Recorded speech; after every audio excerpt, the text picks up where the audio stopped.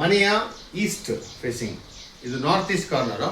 ನಾನೆಲ್ಲ ಬೈತಾ ಇರ್ತೀನಿ ನಿಮಗೆಲ್ಲ, ನಾರ್ತ್ ಈಸ್ಟಲ್ಲಿ ಈಶಾನ್ಯದಲ್ಲಿ ಆಪರ್ಚುನಿಟಿ ಸ್ಪಾಟು, ಅಲ್ಲೇ ಯಾವನ ಹೇಳ್ಕೊಡ್ತಾನೆ ಅಂದ್ಬಿಟ್ಟು ದೇವ್ರ ಮನೆ ಮಾಡಿ ಬಾತ್ರೂಮ್ ಟಾಯ್ಲೆಟ್ ಥರ ಮಾಡ್ತೀರಾ ನೀವು.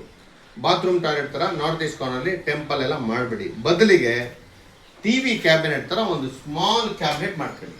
ದೇವರು ನಿಮಗೂ ಗೊತ್ತೇ, ಎಲ್ಲ ಕಡೆ ದೇವರಿದ್ದಾನಂತ. ಈಸ್ಟ್ಗೆ ಮುಖ ಮಾಡಿ ದೇವ್ರು ಮಾಡೋದು, ವೆಸ್ಟ್ಗೆ ಮುಖ ಮಾಡಿ ದೇವ್ರು ಮಾಡೋದು ಅನ್ನೋದು ರೂಲ್ ಇಲ್ಲ.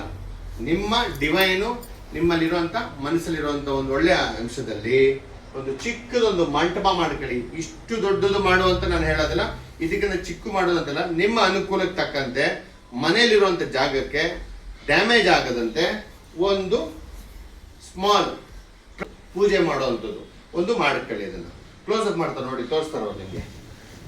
ಏನ ಇಷ್ಟು ಕ್ಲೋಸ್ ಅಪ್ ಅಲ್ಲಿ ನೋಡ್ಕೊಳ್ಳಿ ನೀವು, ಚಿಕ್ಕದಾಗಿ ಮಾಡ್ಕೊಳ್ಳಿ. ಮತ್ತೆ ಕೆಳಗೆಲ್ಲ ಉತ್ತರ ಕರ್ನಾಟಕದಲ್ಲಿ ಸಿಮೆಂಟ್ ಕಾಂಕ್ರೀಟ್ ಹಾಕಿ ಕಟ್ಟೆ ಕಟ್ತಾರೆ, ಜಗುಲಿ ಮಾಡ್ತಾರೆ. ಜಗುಲಿ ಸಂಪ್ರದಾಯ ಇಲ್ಲ.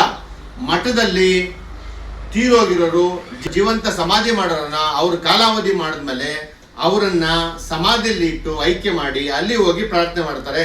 ಮನೆ ಒಳಗೆ ಸಿಮೆಂಟ್ ಕಾಂಕ್ರೀಟ್ ಕಟ್ಟೆ ಕಟ್ಟಿ ನೀವು ಜಗಲಿ ಮಾಡಬಾರ್ದು.